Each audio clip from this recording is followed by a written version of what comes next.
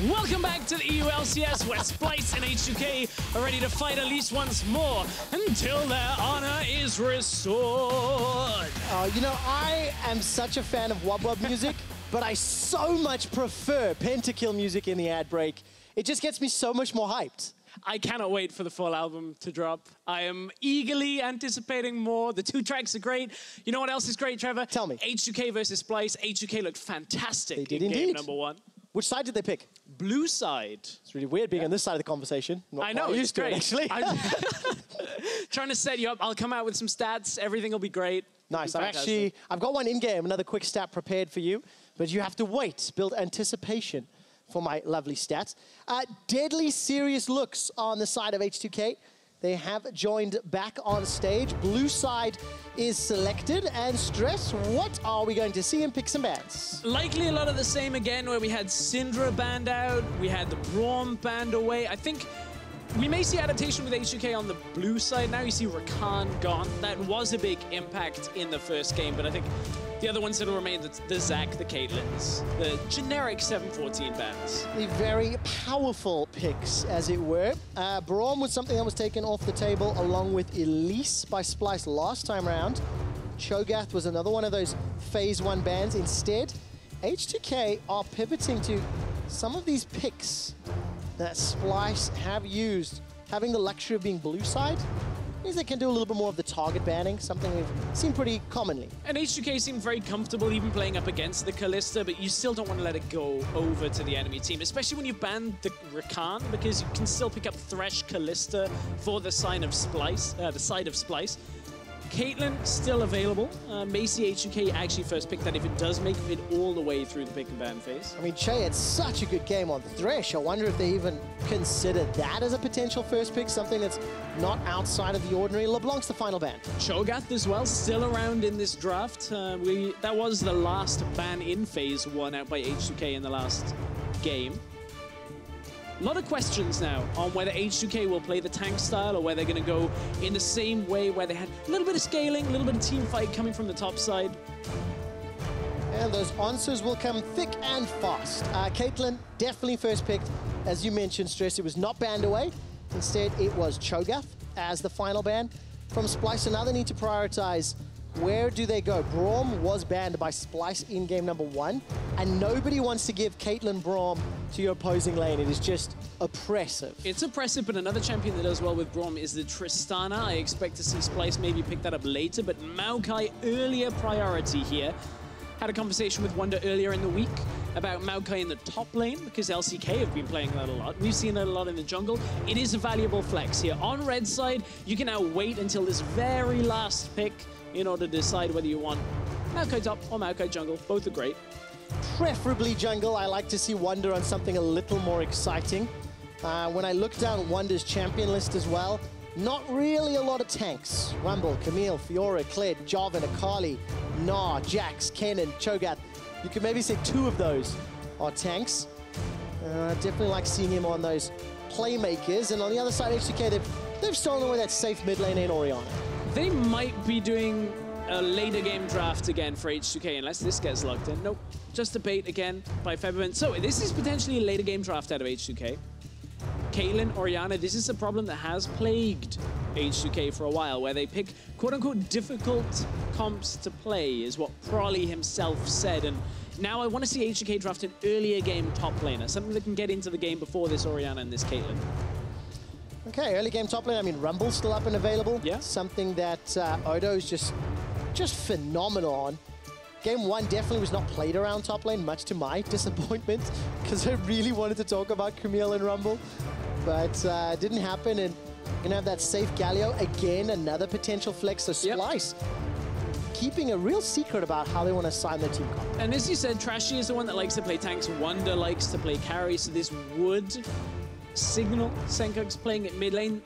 The summoners do change before they go into game, but right now it is set to a teleport for Sencux. So that might be another indicator that this Galio is going mid. I kind of want to see Sencux on lane dominant champions. I like the Sencux that was playing the Syndras, these types of things over the last few weeks. We talked about it in the last game. Maybe banned here. The Camille has gone. Yep. Removed from the pool. don't want to give that. So Camille, Rakan, Kalista, 3 champions that were played in the previous team comp are now off the table. Syndra's still up, by the way. Yeah. It would be into Orianna, so kind of a neutral lane, but... Syndra's still going to have the same effect Syndra has in most matchups, but you don't punish an Orianna critically hard. Like, the Orianna can still survive, get through to the team fight phase. Whereas this Galio, if it does end up mid lane, I feel like Splyce needs some sense of early game and also a scaling component to come out of this team composition. Tristana would match the scaling, and then I'd want to see a winning top lane matchup for Wunder. Okay, Tristana's now banned away, so how do you pivot? If Tristana was going to be that pick, I mean, Kog'Maw maybe? Yeah, Kog'Maw's one of them. Varus has okay anti-tank potential late game, good in lane and good against tanks in general. Not quite so late game scaling when it comes to his ability to shred through, but you stack up blight stacks, you take him down. I think the Kog'Maw's the likely one here. Look, you've got such a strong front line already out of Splyce. And you saw Kobbe's potential to stay alive in teamfights last week work very well. It did indeed. However, that was game 2 with his Tristana, when it was a very even or very behind game, and he had a rocket jump and a buster shot. Keep himself alive. Makes it a lot easier. It does. It gives you some tools, right?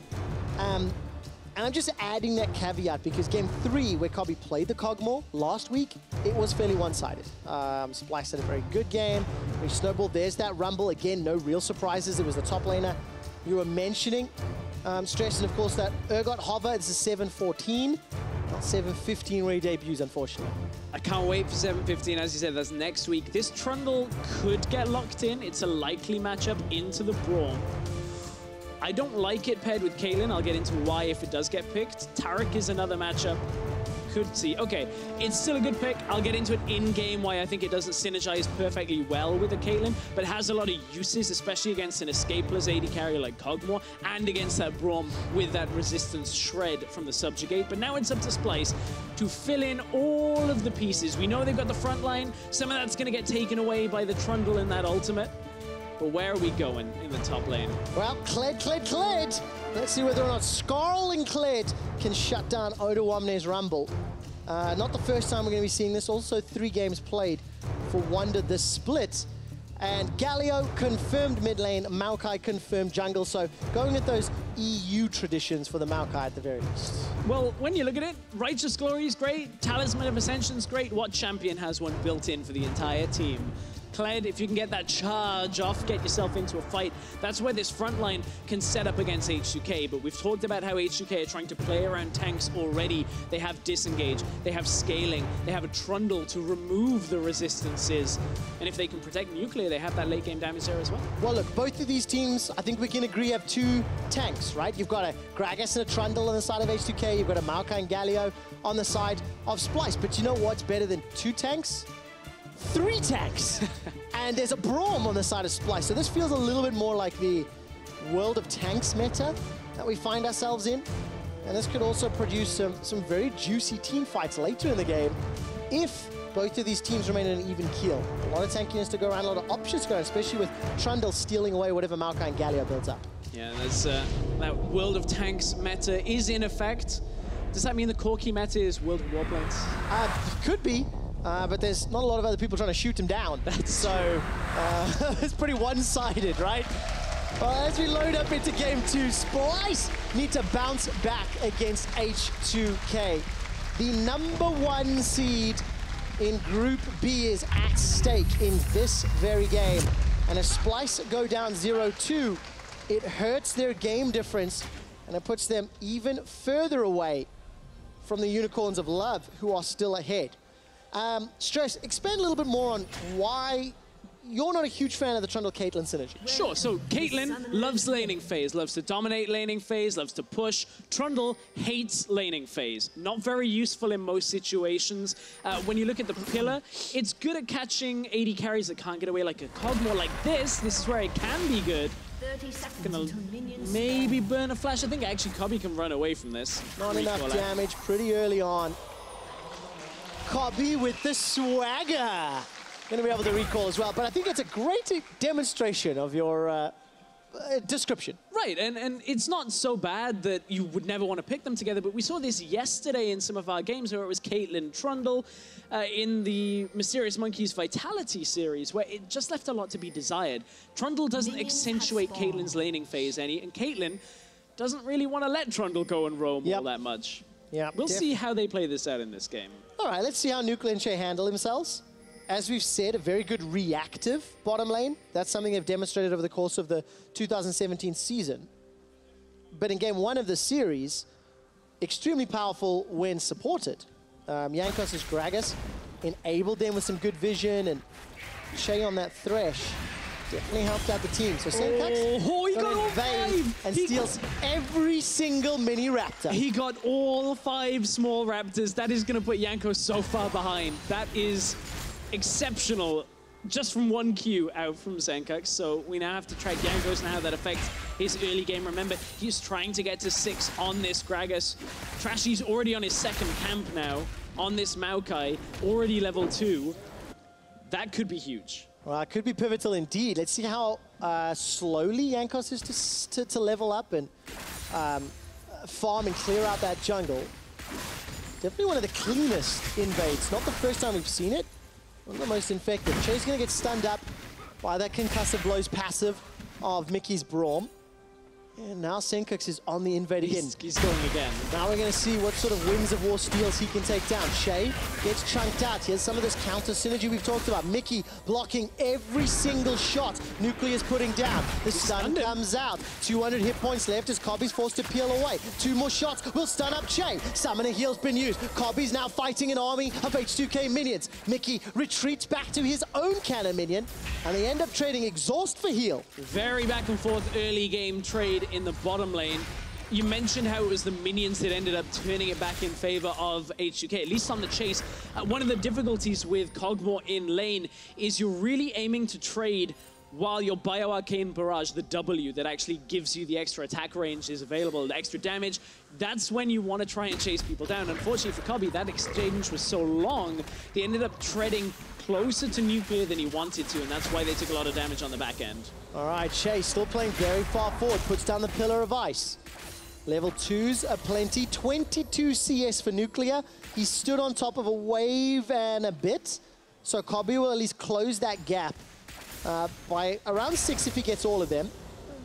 And as it stands, the Caitlyn, as in every Caitlyn lane, has an early advantage to begin with. And we need this Kog'Maw Braum to get a few levels, maybe an item or 2, and then they can push back with their CC and their damage, and they synergize a little more naturally together. Yeah, we'll see that impact happen around 2 items for Kog'Maw, more than likely. Sencux is very active on the map in this game, heading up towards the top side. We saw his 2 invades already. It translates into a triangle of wards through the top side. One of them actually just died on blue buff. That Splyce, we're trying to just track Jankos very early. He's still level 3, and we're past 4 minutes in the game. Just about to hit level 4 of this camp. But Trashy is still ahead. That means Trashy might be able to get into a lane, maybe even have the ultimate available for a skirmish just that bit earlier than Jankos and really have that impact that we know Maokai can have. Well, I'm looking at the minimap as it stands. 2 camps available to Trashy to clear out. Got himself the Gromp and those Merc Wolves that he can go to clear out. And Jankos with some interesting pathing. Yeah, uses the blast gun over the wall. Gonna find himself a Scryer's Bloom. That's gonna... Actually, I think that just missed Trashy. Yeah, he spots him now as he turns the corner. Nothing really to fight over, and considering there's Odoamne Cinder already through here for Trashy, Maokai's trading for damage isn't great, but his sustain that he gets back during the fight because of his passive, you can't really overlook. The same if you fight around camps, he can crowd control, but look, Jankos trying desperately to get anything that he can, actually gets the smite off there. And look at both of the lanes for H2K are pushing. Febiven has shoved Sencux under tower, Nuclear and Chei shoving Kobbe and Mikyx all the way forward. So if anything were to break out, at least the H2K lanes could respond, and there'd be opportunity cost. There'd be CS and experience that Splyce laners would have to give up. Now, Trashy got that point and click CC. Gonna start moving forward. Justice Punch comes up, and the Duran taunt not gonna pop. And Sencux at this point has already recalled once, as has Febiven. But Sencux, because he had TP, that's how he's maintaining a CS lead right now. He went for that Dark Seal after the Corrupting Potion start to make sure that he could just get as much sustain in this lane as possible. Looks like he didn't actually use all of his money the last time he bought, so he actually is 300 gold up in his person already. We'll see what that translates into when it comes to itemization. Oh, Shockwave actually, I think, dealt the damage there. Didn't quite see as Sencux jumped off screen. But stress, Jankos is level 5. That early invade on the Raptor actually ahead of Trashy. So it did not end up hurting him as much. He's been able to farm that from his side of the jungle as Trashy's just hit 5. So pretty even game. Even laning phase thus far. It's all from that commit on the bottom side there from H2K, making sure that they could smite away that one camp. Sencux did have the time to recall there, goes up, picks up the Catalyst, and will be looking to kind of just sustain up even more at this point. Sencux on this Galio is not going to do much until he can get into fights. And speaking of fights... All right, Kobbe gets knocked up by the Pillar of Ice. Stuns available for Chei and Nuclear. Chei's the man that gets dropped down. Ignite's still available to him, and Mikyx pretty low, but there's an exhaust and heal on the side of Splyce still remaining. And this is perhaps one of the better matchups. Talking about Caitlyn Trundle, the fact that Kog'maw doesn't want to use his flash, because as soon as you do that, you basically die to the next time a pillar comes through. It's actually a decent matchup. You saw the amount of damage that Kobbe just had to take there because he was far away from Mikyx. It's a good usage of this bottom lane out from Nuclear and Chei. Well, looking at the bottom lane, Jankos is now making his way down. Explosive Cask is available. Trashy does not have Nature's Grasp, and he will be late to this. Tower Dive, opportunity available. Jankos decides not to pull the trigger. I'm going to go back to the Game 1 story that we were really trying to push. Mikyx, under some pressure, Chei down to about 400 HP. Stand behind me, gets Mikyx to safety. But in Game 1, first pick Kalista, Splyce showing how much priority they have for Kobbe. Game 2, it's a Kog'maw and a protect the Kog'maw comp. I mean, you've got Maokai, Galio, Braum, Kled that's going to be trying to distract some of the damage dealers in H2K. I mean, all of these tools are, hey, Kobbe, we've got to keep you alive. You've got to win this for us. We're not expecting to win the lane, unfortunately, and that's the sacrifice that Splyce give away, is you don't want to win this. It's why that in bot lane, Caitlyn is 2 waves ahead right now. That's okay for Splyce. It's acceptable if they can be winning elsewhere, which is recouping the gold lead, and a lot of it's top side. You can see Wunder charging in, actually. All right, Sencux has got the ult. Grand entrance. Wunder's running all the way down, and Odo quite literally walked away. Not quite the anticipation we were hoping for. No, especially when you get that big da-da-da-da, and suddenly nothing happens from it. Feels like a bit of a waste of the first charge of the game, but Wunder was trying to get the first kill.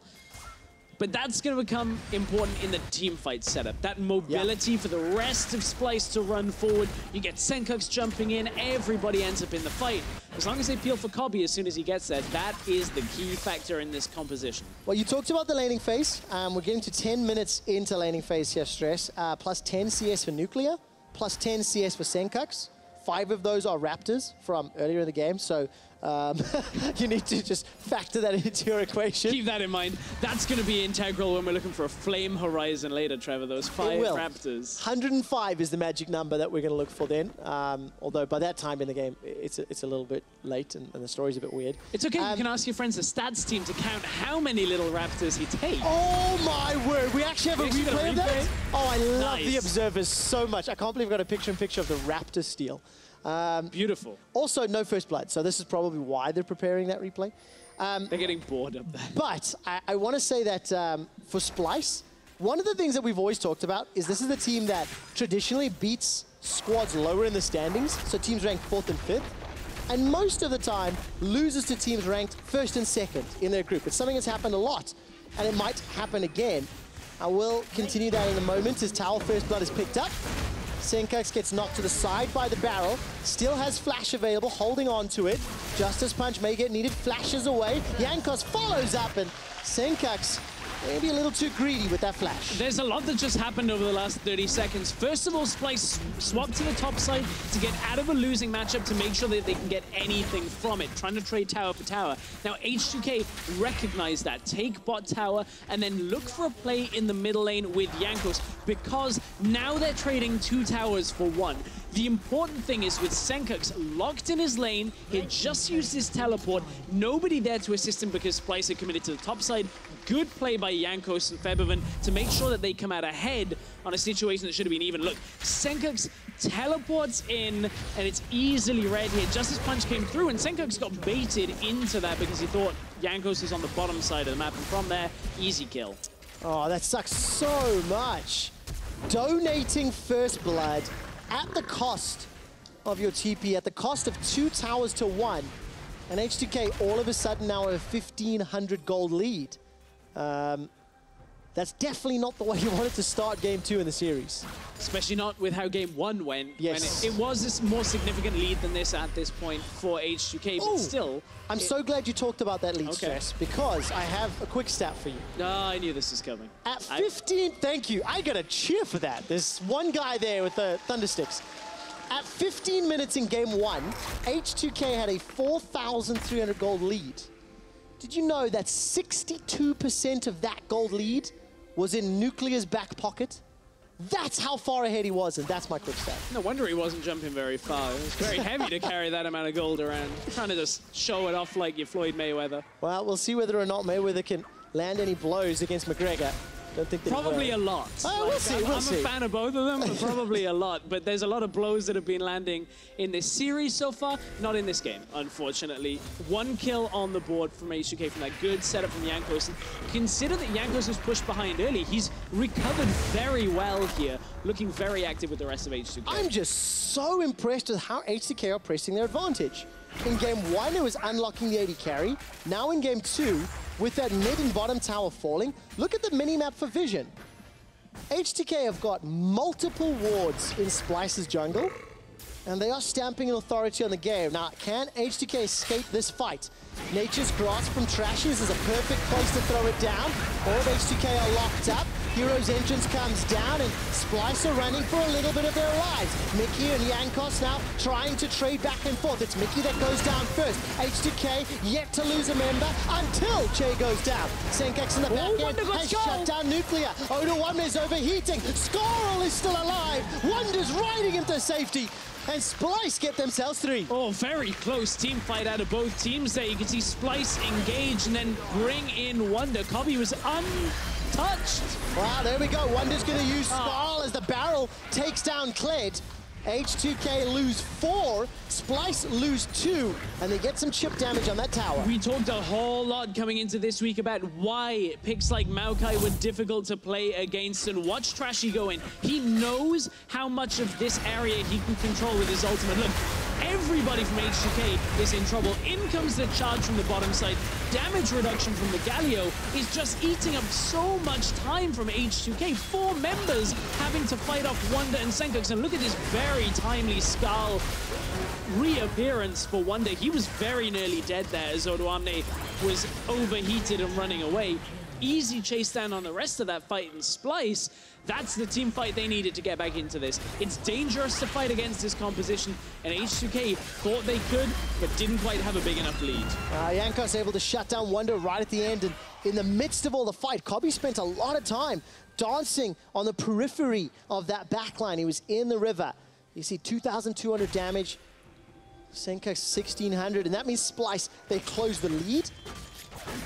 Nearly 15 minutes, they're still a little bit behind.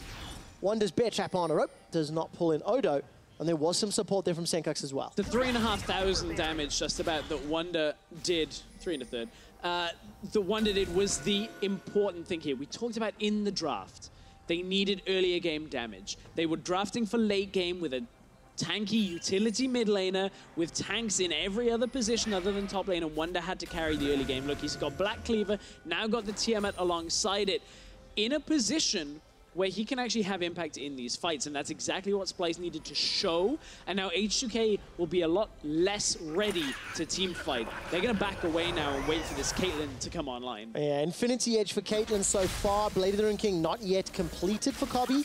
He's still down 20 CS. But I think important to note, now we're heading into this phase of the game where Chei's Trundle starts to become very impactful. He has the ability to steal resistances, but he can only do it on one of Splyce's tanks. So H2K need to prioritize the right targets, need to use it at the right time, be on the same page, or Trashy, Sencux, and eventually Mikyx will be able to withstand some of this damage. And it's good in theory, but that means you're in a team fight against them already. If you are already fighting this Splyce lineup, chances are Trashy has already used his ultimate, had the impact that he needed to, and locked down enough of the H2K members that Kobbe is outputting damage. So that's the difficulty, is Trundle is great against tanks, but isn't great in team fights alone. So let's see whether or not Kobbe will get that support in those team fights, Stress. When you see the setup, when you see vision, not a lot of control wards on the map. Defensive ones, at least from Splyce. Wunder's using Skull to his advantage. Goes down the charge, actually. Skull decides to run. The pocket pistol comes out, and Sencux, with a not-so-heroic entrance, saving Wunder's life. And they'll get themselves an equalizer for a heroic entrance and a charge. That leaves mid-tower quite vulnerable here. Look, Sencux is actually left there, used that ultimate, so they know he can't use it to get back. However, H2K may be overcommitting. The charge wasn't available either. Sencux is trying to come through the side, has his flash available if he can taunt flash maybe, but doesn't want to commit, doesn't know exactly whether Odoamne could teleport into that situation as well, and they don't want to do that while Wunder maybe isn't ready. Yeah, and of course, talking about being ready, H2K were not ready because the top wave was pushing heavily towards them. Wunder pushed down bottom, H2K prioritized mid, so somebody had to catch that farm, and that somebody was Nuclear. He's moved back, and Kobbe, Mikyx, Trashy, they're going to start shutting down the Rift Herald. A little bit of a response here from H2K, but I feel like it might be too late. Slowly, drips and drabs, getting closer to Herald. Herald's not going down very fast, though, so Nature's Grasp used just to secure the objective. It's to clear out the chase path from H2K. They cannot close the distance.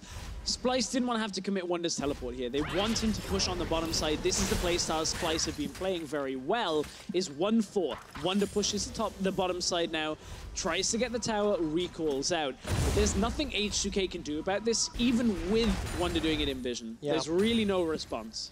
Well, no response available, and that means H2K will not extend their lead further. 2,000 gold as we get close to 20 minutes. Big items starting to be picked up. Jankos with Knight's Vow, Leandry's for Odo, Zeal for Nuclear, Blade of the Rune King now finally for Kobbe. So, you know, we're starting to ramp up. We're starting to get closer to the mid-game. But for Splyce, with their team composition and the gold deficit, that's not a big surprise. But it doesn't feel big enough to be worried yet. It's an acceptable position for Splyce to be in. With this composition, it's an estimated one. It's a calculated risk that they're looking for. Because once they get, for instance, the Gwinsu's Rage Blade on Kobbe, he's going to be miles ahead when it comes to damage output in teamfights compared to Nuclear. Even Febiven may not be able to match him without a perfect shockwave. So Splyce will say, look, we don't mind being behind in gold because our team fighting is so exceptionally strong with this composition that we're just relying on Kobbe. Now that is always a risk, because if a Gragas ultimate or a Trundle pillar or a shockwave hits Kog'maw and nobody is there to protect him, then Splyce basically lose any team fights because they don't have any further damage output outside of Wunder. So much pressure, but it ties in. Splyce are banking on Kobbe's ability this split. There's a little bit of trading on both sides as Jankos gets chased down by an evil kitten and Odoamne gets chased down by an evil Kled down in the bottom lane. But Wunder 2-1-2, doing well at just keeping Odoamne locked into that bottom lane. You mentioned the pressure there is on Kobbe. I think that's part of the reason why I said coming into this that I rank him in my top 3 AD carries, because I think last week under pressure he did perform very well positioning-wise in team fights. Even with a Tristana with a jump, there were so many times he was potentially under threat that he was very smart on his positioning. And that's what I want to see happen again as we get later into this game. Unfortunately, we are at a pause right now. We'll get an update as soon as we can. But we just crested the 20-minute mark. This is the point where Splyce should be at their strongest, just in the next few moments. Terrifying thought. Terrifying thoughts, and whether or not they'll be able to use it. You can obviously see Jankos on stage chatting away to our referee and our QA team. And this is a tense moment in the game. We've talked a lot about the mechanics of this particular game, but as a reminder, it's 3 weeks left until the end of the split. We're back into your own intergroup play.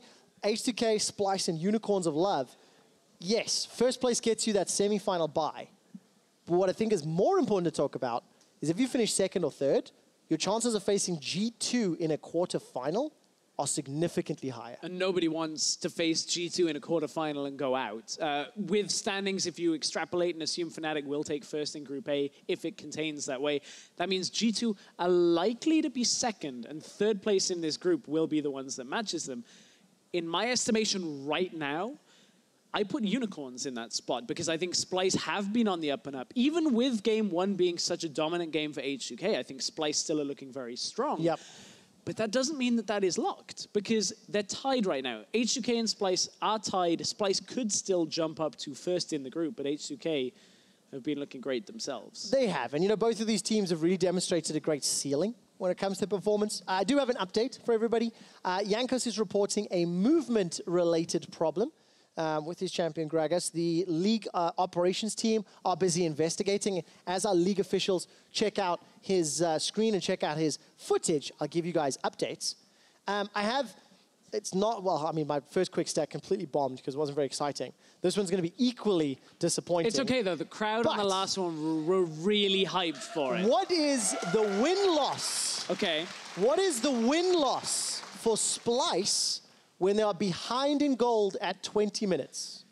What is their win-loss? What's my tolerance on this? Do I have like plus or minus one game? I'll give you plus or minus one. I'm going to say 2 and 8. See, I can't believe it. I think he screen shared. It's 2 and 7. Splyce are 2 wins. The tolerance. So congrats, Stress. Congrats. You managed to get it within one game. Actually, within half a game. So I'll give you one on each side. But yes, that just means Splyce as a team in the 9 games that they have been behind at 20 minutes, they've only been able to turn around 2.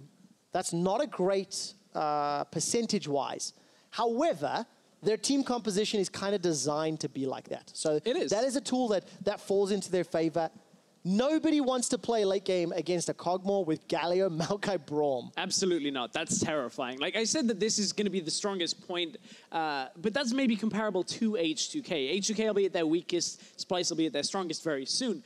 But Splyce will continue to just stay strong with this Kog'Maw. Every item does just add that extra bit of late game damage. I think it's very interesting, though, their playstyle when behind with this split push and the 1-4. We saw in Game 1 how difficult it is to execute from behind, especially against a team like H2K who are very active around the map. So I think that's why you see this disparity of when they are behind, they tend to lose. Such a difficult situation. And let's see whether or not this pause starts to impact the squads. I mean, we focused a lot on Splyce in this game, because they're the team with the pressure, right? They're behind in the series. They just got crushed by H2K in Game 1. It was an elegant display of how to win. And it's that display that's kind of given Deficio a little bit more hope. As why he's predicted them. It wasn't exactly a conviction, strong vote for them to win the group.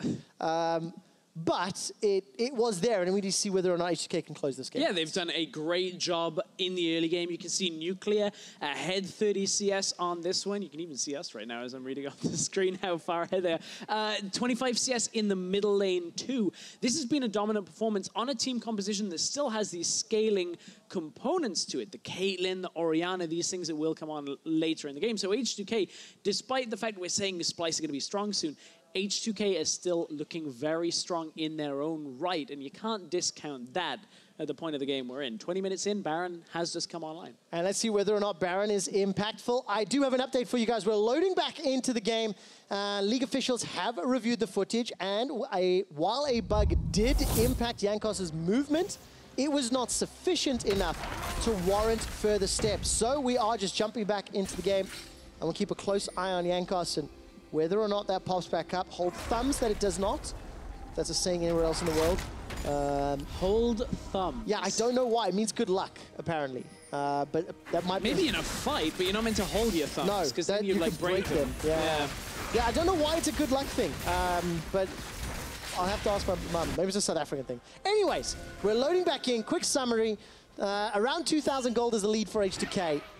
They had some early game plays that were good, but Splyce, with their ARAM style comp, doing inverted quotes, commas, have managed to get good team fights. It's a little bit more nuanced. I know a lot of people are liking to say, oh, ARAM, you see a composition with Maokai. The split push with Kled is such a big part of this composition alongside. Here's the Maokai ultimate. This is actually being used very early, but it's all to try and secure the tower. But look, H2K can defend this, and now Splyce are without their fighting comps. All right, there's a bit of damage onto Sencux. He steps on a trap, cannot afford that. Mikyx stand behind me and unbreakable, buys some time. There's a near unforgivable mistake in the melee. Equalizer comes down. Mikyx almost roasted alive. Chei's trying to run him down. Flash and Ignite available to him. H2K defend their tower, get 2 flashes, and push Splyce back. Just as I'm saying Splyce's composition isn't about ARAM, there's that one guy that pops Maokai ultimate in the middle of nowhere trying to get a play done, and Splyce a group 5 members. They didn't need to commit all of those ultimates because the likelihood of getting that tower was very low. H2K had grouped behind it. Rift Herald didn't have a wave alongside it because H2K had cleared it out. So Splyce trying to commit while they had the Rift Herald available. It was going to time out soon, trying to get anything done, but they did just use a lot to try and make a play that ends up fizzling. Yep, ends up going nowhere. I like the itemization here from H2K with a second Liandry's Torment. I think all of the HP and all of the, tankiness on the side of Splyce, Liandry's will do a good job at least initially burning them down, working on some of those high HP targets. All right, let's see, what are H2K up to? Setting up some vision for Baron, because that's going to be the potential next objective to play around. Yeah, and you look at H2K's ability to set that up. They can control the vision around it. They've already got control wards down the river. The mid tower stands, so everything is good for them. You mentioned itemization. Jankos picking up double null magic mantle. He's like, just give me any magic resist for now so I can resist some of the damage that comes from Kog'Maw. Of course, the Bio-Arcane Barrage does apply magic % damage, so that's why, one of the reasons why Jankos has opted for that. But you can see Sencux has already tried to account for some of the magic resist. That Abyssal Mask, the Aura, trying to make sure the increased magic damage 10% to nearby enemies. So that'll assist Kobbe's damage output at the same time, because Sencux is going to be right in the mix of things. Yeah, absolutely will be, especially with that heroic entrance. See whether he prioritizes Wunder or Kobbe in the team fights. I guess it depends on how it started. But as this top outer turret is going to drop to Febiven, I want to quickly look at the CS numbers. It's plus 30 in favor of Wunder, plus 40 in favor of Febiven, and plus 30 in favor of Nuclear. So very big CS leads from H2K that has stemmed from their team composition and from the laning phase, and from that early power. And this is one of the difficulties that I have of Galio mid right now. I still think it's a fine pick. We see it a lot commonly in LCK, but you tend to defer a lot of presence from the middle lane. You can end up losing your tower quite early. As soon as you roam elsewhere, teams can set up a play against you, just like H2K attempted to here. It was Sencux teleporting into mid lane from recalling that actually ended up killing mid tower for H2K. And it's one of those things that you don't offer damage as Galio. All you offer is frontline and crowd control. But look, Kobbe caught out now. Oh, Kobbe's gonna get deaded if there's more damage to follow. The flash and heals bought enough time. Damage reduction from Hero's entrance delayed the inevitable. Nature's Grass comes down, catches out H2K. Splyce are caught up, but they got no real damage to follow. Wunder has lost Skarl, and the winds of war will not blow in Splyce's favor. Splyce lose Kobbe to start the fight. That is the one thing that cannot happen with this team composition. H2K take him out immediately and now turn towards Baron here. The teleport is available for Wunder. He did recall, which means he has Skull available for this next fight, but that ward is going to get cleared out. There are no TP wards available. and he has no charge. So he's just running back out of the base. Kobbe is coming too, but look, H2K are a little bit low. Mikyx and Trashy are denying them the Baron attempt for as long as possible. Oh, the body slam carried over to Trashy. Here comes Wunder. H2K have got a numbers advantage, but Kobbe is waddling his way through. Teleport's available for Sencux, and do Splyce fancy themselves another shot at the Kings of Group B? The answer is no. And Splyce, man, Kobbe got caught out. The one thing that Splyce could not afford.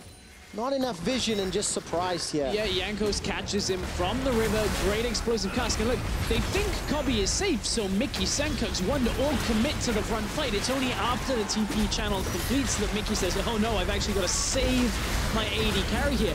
And imagine if this Kog'Maw is sat at the back of this fight, still with damage going down. H2K lose this fight horrendously because of how low they already were. But the fact that he's not there, he was taken out first, means that Splyce actually come out ahead. Oh, Odoamne's getting dove here. The Durand taunt comes out, and Wunder's tanking all the damage with Skull. Took a little longer than I expected, but Splyce, they even up the kill game, 5-5, and they shut down Odo. I was perhaps a little quick on my estimation of Galio. That was a significant amount of damage that was done in that fight. 3,000 damage by Sencux. Still has a good amount of potential, because he's got that Iceborne. Come on, though. So I want to quickly talk a little about some more stats, which you know I love, Stress. Fantastic. How many times have H2K and Splyce played this year? This year, so... I'll tell you. No, okay. I'll tell you. 7. Yeah. How many games have Splyce won? Ding, ding, ding, ding, 1. ding, ding. I'm seeing audience members throwing up 2, 3, 1, 4. You're all wrong. It's 7-0 in favor of H2K. And across all 7 games, H2K have picked up 16 Dragons to 1 for Splyce and 8 Barons to 0. We gotta focus on this. Wunder is trying to win the first 2017 game for Splyce against H2K. Will this be the fight that turns it round? Shockwave is sidestepped as Kobbe's got himself a double. Chei's able to escape with his life as the tower forces Splyce away. Sencux goes down, but his teleport still remains. 1 for 2 in favor of Splyce. And they're making strides in game 2. Split-second damage out of Kobbe took Febiven before the Shockwave animation completed. Febiven died. Kobbe would almost certainly have been caught by that. He was just within the radius. And look, this fight starts by the fact that Jankos clearing a ward doesn't respect the fact that Splyce are looking for a fight here. Wunder is coming up through the bottom side here. Maokai ultimate started very early and very far back on in the fight. I wonder whether they could have actually held that from Trashy even longer. Splyce perhaps at ends in this fight. You can see there the Shockwave not quite connecting because Febiven had died. Splyce a little messier than they would have liked here. I wonder if that Maokai ultimate had been available, but still, there's the damage from the Kog'Maw. Pair it with that Kled, Splyce can take these team fights very quickly. Yeah, especially because that Rage Blade making such a big difference. Negatron Cloak picked up for Kobbe as well as that attack speed dagger. So big item break points across the board. And you know that gold lead that H2K had built up, that padding of safety, it is starting to get melted away, but H2K is still Splyce's kryptonite. 7-0 all year long. Splyce will need to pick up a monumental late game fight here to win this game. They have the tools to do it. You mentioned Rage Blade. The reason it is strong on Kog'Maw, that Gwinsu's Rage, where it doubles the on-hit effects, paired with Bio-Arcane Barrage is just ridiculous. You're just able to shred right through the Blade of the Rune King as well. All of these anti-tank facilities on Kog'Maw just completely accentuate it. And it also makes helps them for Baron if they want to set up now. Definitely going to be faster. So Miky's already thrown down the Glacial Fissure. This is a little bit messy. Let's keep our eyes on Kobbe. He's off on the sideline as the Equalizer burns Splyce's behinds. Wunder teleported into the middle of an H2K melee, and he's forced to run away. Nothing really happened there. But Splyce still have charge, and here they go, looking for Odoamne. They actually peel back away because, look, H2K were committing towards the Baron at the same time, and Splyce recognized it. Now Splyce are going to turn. They have the heroic entrance still available. Kled is on the bottom side with no teleport. Rumble is on the way. This is a very weird sequence of events, but look, Sencux is trying to catch them out. All right, Winds of War, that's going to tag Nuclear and H2K. Sencux holds on to the Justice Punch and the Taunt. This is a high-pressure situation. H2K saving Odo's life by threatening the Baron. But Splyce weren't able to get there quickly enough, and now Splyce are sieging on the mid lane.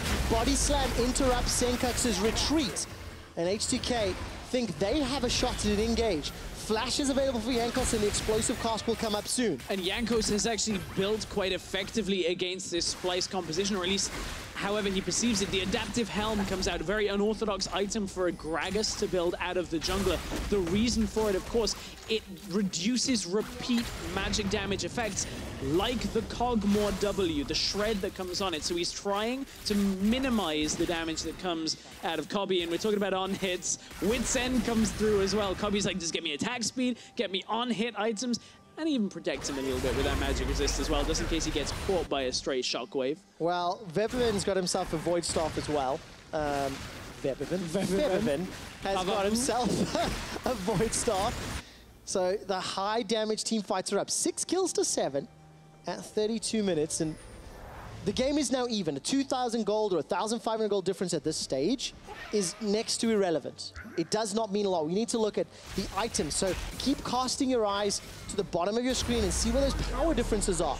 Void Staff Hourglass for Odo versus the Goggles Stone Plate for Wunder, for example. And it's the 80 carries on H2K's side that is actually scarily close to coming up to the damage potential as well. Look, that's a Last Whisper looking for the completed armor penetration item, likely Lord Dominic's that will come through here. And that means Caitlyn is as big of a factor in these team fights, so H2K will have damage as well. Now Sencux caught by the pillar, but it's a bit of a standoff here between these two teams. They cannot commit to an engage. Every time Wunder's trying to cut through the back, trying to get into the back line of H2K, but H2K drift up towards this Baron where they have the vision control. They're trying to play within their own safe territory. Such a great interaction as Chei interrupted that Justice Punch, but also the pings from H2K. Every time Wunder steps across a ward, pings from H2K, they peel away. Baron is the big target. While Splyce are split up, their team comp is simply not as powerful, and H2K trying to keep them things chaotic, trying to keep Splyce from grouping as a 5-man team. And without using that Maokai early, the ultimate early like we have seen a couple of times, it's difficult for Splyce to start the fight, but Wunder goes in. All right, bear trap on a rope, that tags up Odoamne. The Hourglass we talked about a little while ago. Defensive flash from Wunder as Skull has already been popped. Here comes Jankos. Wunder's the target of the heroic entrance, but he's taken down by Nuclear. Now Splyce are running for their lives. The Pillar of Ice slows down the retreat, and Sencux gets shut down. Maxlaw with a smile on his face as he's waiting to take to the stage. Splyce, they lose the fight, and now they might lose the Baron. H2K will get the Baron from this, and when we get the replay, I want our observer team to actually zoom out further, because as much as the team fight is necessary out of H2K, we need to see Kobbe's pathing as well. That is what meant that Splyce could not take this fight. So a little bit of a zoom out is what we need on this one as H2K retreat from the Baron. For the 9th time this year, H2K get a Baron. Here we go. So Kobbe, as he comes down into this fight, the fight starts and he positions himself on the small path between Raptors and the river. This means he'd have to flash to get to safety, but he doesn't have it available. He walks all the way around, no damage for the entirety of this fight, and he is the single damage threat with no way into this fight, and Splyce have nothing to do but crumble in front of H2K's strong team fighting. And again, H2K are pulling Splyce around. If the last 4 minutes of gameplay, H2K have threatened Baron Dance. Kobbe on Kog'Maw dealt less damage than Mikyx on Braum, for goodness sake. 190 to 220, and that's probably 1 or 2 Rs. That's it. So, like, a huge, huge, huge credit to H2K for this style and this level of control, and also preventing Splyce from getting this comp to work.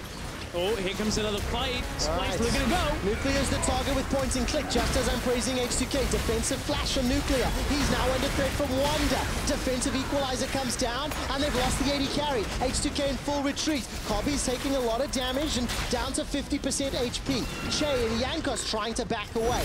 Wunder's waddling forward without Skull, trying to build up that rage bar. Kobbe flashes forward, gets a couple autos before the Pillar of Ice zones him away. Odo comes out of Hourglass, and Wunder's taken down. Sencux is going low, and Kobbe is running for his life. H2K have won. The Pillar of Ice, and Kobbe is roasted alive by H2K. Very difficult fight out of Splyce. They kept trying to move forward, but H2K back away, try and disengage. This is what we were talking about, disengage style against tanks. Trashy uses the ultimate early for another team fight to try and get it started, and H2K could not get... Well, they didn't get caught. Splyce couldn't catch them out because, look, Splyce were relying only on the charge. There's no Righteous Glory, no Talisman of Ascension, no movement speed to get Splyce close enough to H2K to take them down. Oh, H2K just peeling backwards, despite what looked like a good start catching Nuclear. Look at this. If Trashy has Righteous Glory, he pops it and runs into this fight, but he has to ult from all the way back here. This ultimate tool is fantastic at getting Kobbe's damage out later in the fight. Trashy was basically dead at the beginning here. And look, Kobbe, now he's turning the damage on. But again, positions himself behind the tower. No auto attack, still under threat, trying to get into the fight. But again, nothing, no auto attacks. Now the damage comes out. It's only these periodic amounts of damage that can come through. He's now scared of a shockwave here. He doesn't want to tread further forward. He's out of mana himself, but the shockwave isn't there. There is no shockwave. The pillar lands. Kobbe had flashed forward aggressively earlier. He spelt his own doom, and triple kill for H2K means they're likely to extend this to 8-0 on the year for wins against Splyce. Such a good performance from H2K. Febiven, 8,000 damage. While we're in the replay, H2K took yet another dragon. That's 2 oceans now, sustain themselves up. And, you know, I'm so glad you mentioned that Nature's Grass from Trashy, because it has felt like a few times this game we've questioned its usage. Something that a lot of people will be doing, but you cannot question Chei and Jankos this series. Chei's Thresh in the previous game, Jankos Gragas, both games he's 2-0-9. And just really good performance from them, and as a team as well. One thing we didn't really look at is the impact, actually, that Chei has been having in fights. You're talking about Chei, he's now got the Zeke's Convergence. So now I want to see how that slowing field actually affects the team fights, because if Kobbe can't reposition in fights himself, then that's another reason that he's going to get caught out. Still no flash, remember. Splyce, one last-ditch attempt with one very early Nature's Grasp again. All right, catches a few people, but simply not enough time. That did not surprise anybody in H2K with their 10,000 gold lead, 5,000 of which they earned in a Baron power play. They're now sieging the top tower. Wunder's got access to charge. That's at least one more attempt. The inhibitor turret is falling. There's 5 Yordle snap traps that need to get bypassed by Splyce. And again, they're still just looking for that opportunity. And the fact that Trashy is using it so far away, yes, of course, the longer it goes, the more it snares, but you need to be in the fight first. If H2K see it coming, they're just going to dodge away from it. It's not going to have the impact. You've got to hit Righteous Glory, get in the fight, get the fight started, and then ult. It's so easily readable. Yeah, the base is broken. H2K with super minions in the top lane. They need to back and respond to the bottom wave. Bottom lane rather, as there's a very large wave of minions pushing in. Now, if there is one tiny solace here on the side of Splyce, they have wave clear for days. With the Galio, with the Hurricane Kog'Maw, that percentage damage against those supers. But the problem is they have to defend 2 lanes of super minions. Both mid and top is broken. This has been a good performance out of H2K. I've been critical about Splyce for the way they played it. I want to turn it on its head. Talk about how H2K have been doing a good job. You mentioned Jankos and Chei looking for the engages. Nuclear has farmed his way up to being very influential in this game. Even picked up a mortal reminder to try and deny some of this lifesteal that's coming through on the key targets like Kobbe. Trashy obviously has to stay in fights as well himself. And it means that H2K now have more threats on their side than Splyce can actually deal with. Yeah. A prolonged fight where maybe Nuclear dies early, which is unlikely, is the only thing Splyce can hope for to win this game. All right, let's see if they can find their target. Splyce now trying to group up. Wunder and Trashy, they're lingering on the outskirts of the fight, but they're stood on top of an H2K ward. All good information in favor of H2K. The last inhibitor turret standing in the bottom lane is now under siege. And even the experience favors H2K here. Their levels ahead of what Splyce are bringing.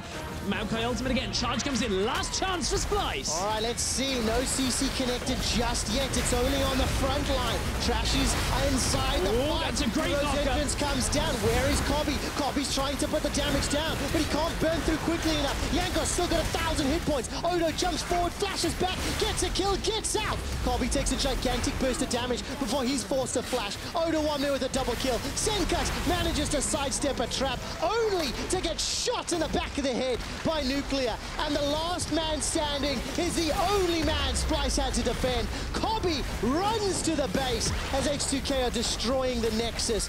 It was a drawn-out game 2, but H2K are dominating Splyce for the 8th time in the 2017 season. H2K greater than Splyce. That means for now, H2K assume total control of #1 in Group B. They now lead the standings, and Splyce will be fought, for now, fighting for those 2nd and 3rd spots. It's not locked yet, but H2K just put a big win on that board to make sure they can try and get that playoff bye. So important. 7 series wins, 3 losses. And then you look at Splyce, they're now 6 and 4. But more importantly, Stress, and something we're going to talk a lot more about over the next few weeks, a +10 game difference for H2K. Unicorns +5, Splyce now +1. That is a very, very big difference and a big safety net when it comes to those all-important tiebreakers. Of course, those tiebreakers will kick in if the series difference is identical between two teams. So that's what we have to look for as we get to week 10. But for now, a series win for H2K is the important thing, and they look very good doing it, biding their time in game 2, but crushing through game 1. If you had shown me the 2 team comps and said who would win team fights at 40 minutes, 10 times out of 10, I would not say H2K's comp. With Maokai, with Galio, with Braum, there's so much power, but it just didn't feel like that power was ever combined in the right way. But I think we look at it and there's an Orianna, a Caitlyn, these big picks that at 40 minutes do just find themselves in team fights. You've got the Gragas front line, he's got Stoneplate, he itemized in response to the Kog'Maw threat from Splyce. And Splyce just didn't have enough threats available to output damage at the end of the team fights that as soon as the flash is gone from Kobbe, it's almost impossible for them to fight. Yeah, it really, really was. And I don't think we can take anything away from H2K. They really, they demonstrated every single area of the game they had in their mastery. And H2K, they're going to celebrate after taking down their group opponent Splyce. So let's head to the analyst desk for a closer look at just how they did it. Well, first, praise where praise is due to H2K and obviously also to Deficio, because for one last time, he put his faith in H2K. And are you more impressed with the first snowball win or with how they won a second game, which was very competitive and 2 strong comps? Why not both? Yeah, porque no los dos. I think I agree. There you go. The first game, great snowballing, beautiful setup. Second game, sure, they were challenged. They were put in big late game team fights. That's where in the past they faltered. And one of the things I highlighted about H2K coming into the day was with this meta here where a lot of teams are playing teamfight comps versus each other, the fact that you can actually now draft teamfight yourself and therefore not just fall apart in the late game, you can actually play big late game team fights evenly. It allows H2K to use the early game advantage they tend to get to actually also win late game. And leverage. We are setting up for an interview, of course, with one of the winners, but that gives us time to review some of the team fights because it was a very close fight. A lot of team fights. Close fights overall. First, let's start with one of Splyce, because you wanted to highlight specifically the setup by Splyce before we get into this one. Yeah, so what Splyce wants to do with their comp is play what we normally consider the 1-4 setup, where Wunder is split pushing in the side lane all the time and trying to challenge the Rumble 1v1.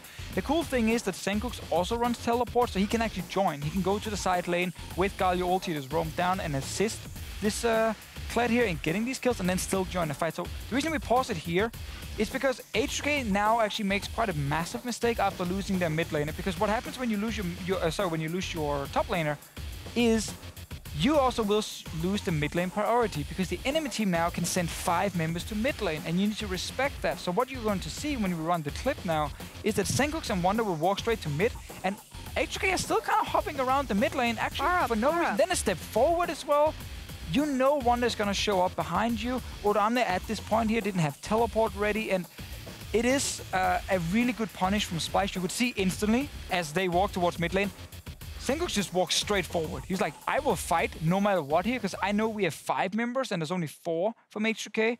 And that's something we don't see from every team in Europe. But when you lose the side lane, you need to give up your pressure in mid lane, because otherwise the enemy team can always roam into that mid lane and have more members than you and just engage on you. This is what we saw here. In the end, H2K did turn it around late game. And as we take a look at these next fights in just a second, I want to look at it with an eye of, obviously, Kog'Maw on the enemy comp, Braum for late game. Great. But you wanted to kind of point out during the fights that the lack of engage on the side of Splyce is also a problem. I mean, that's kind of the thing with the comp is the comp is fantastic at protecting the AD carry and kite back and just have him hit the first target in front of him every single time. And then the goal is you kill the enemy front line before they can kill your front line. And then obviously when Gragas is dead, when Rumble is dead, you can get onto Orianna really easily. You can get onto the back line of H2K. We take a look at one of the fights here. Splyce, they step forward to try and engage the fight, but then suddenly realize, wait a minute, we can't actually fully engage on the backline here of Nuclear and Febiven. So now Kobbe ends up finding himself first overextended. He has to kite away. Means he's now stepping away from his team. So this entire fight, Kobbe didn't deal any damage, almost. Next one, Splyce are behind. They feel like we need to start a fight here. So they're trying to engage. They use, of course, the long-range Maokai ulti for the longer duration on the snare. They try and dive the backline of H2K. But once again, their composition is built to kite back.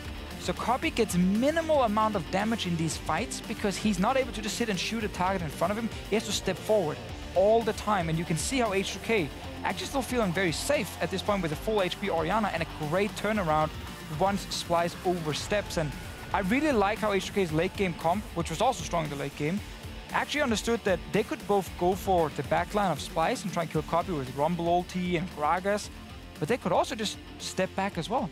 Walk away from Kobbe. Don't let Kobbe hit you. You can just keep walking back and you can actually hit the front line of Splyce. And also apparently get a fidget spinner. Yeah, and an orange fidget spinner because he is Dutch after all. And whilst deciding this player of the series... Is it a Fnatic one he has right there? Is it? Oh, it might be. In deciding the player of the series, each of us who had a vote had a different vote because every player of H2K stepped up. In the end, it went to Febiven, but with that win, H2K are now the top team in Group B. Let's head over to Pyra, who is ready with their top laner. Thank you very much, Sjokz. I am joined by Odoamne, and you guys secured yourselves a 2-0 victory. It looked like, even though you crushed in game 1, there were some chances for Splyce to get back into it. Why do you think that was? It's because we tried so much to press our advantage. We were so ahead because we had 5 towers at one point. And even though they got like 4-man Jarvan EQs and Orianna ults, we were just so ahead that we didn't really care. So we could play the team fights more reckless because even though they get like those combos off, we can always just flash out or just adapt in the middle of the team fight because they don't have that one shot anymore that you need to be really scared of. Yeah, it seemed like in a lot of those fights you were really just able to push them back even with bad positioning. And I'm glad you mentioned pushing your advantage, especially in game 1. You guys were doing that incredibly well. Was that a big focus point coming into this week to be able to try and finish games out when you had a lead? I mean, you just need to kind of play clean. We didn't really have a focus, hey, we need to push our advantages this much. We just kind of played safe in a way so we don't give opportunities for the opponents to just kind of get back in the game. But when we play that well, when you play that safe, and you can just push your lead super easy because they don't have any opportunities if your carries just play aggressive. Yeah, well, I want to dive a little deeper into the game now because you played Rumble twice this week. You had to go up against a Camille in one game. It seemed like there were a lot of carries across the board in the top lane. And last week, when we first saw patch 7.14 hit the Rift, it was all about those tanks up top. So what's really changed in your mind? I mean, I think even last week there was just a lot more Cho'Gath and stuff. So I think nothing much has changed. It's just when we play against Splyce, we play against a team that doesn't have priority on tank stop because Wunder wants to play side lane a lot and just kind of play this 1-3-1 or 1-4 style. So it's just kind of that's why there was no focus on the tanks this series, because Rumble is really good into the carries, and I just thought that it's the best fit against all of his champion pool. Well, certainly worked out well against Splyce. And now, as a result, you guys own the top spot in Group B. I know Deficio put you in the top at the end of the season standings for that group. How do you feel about your place? Do you think that you guys really are the best team in that group right now? I mean, I think we are. I think it's just we are always struggling with our inconsistencies. Every good team has a lot of inconsistencies, but I think just our win-loss ratio as well, we have, I think, 5 games over you all, and they're tied with us. So I think that just, even though we're tied with them, that just shows that our victories are cleaner and our defeats are way closer than they are. Well, it's always a good place to be, and it's also happy to be on top. So I'm looking forward to see how it goes, and thanks for joining me, Odo. Thank you. All right. Well, for that, we're going to go ahead and send it to a quick break, but don't you go anywhere. When we return, Misfits taking on Fnatic.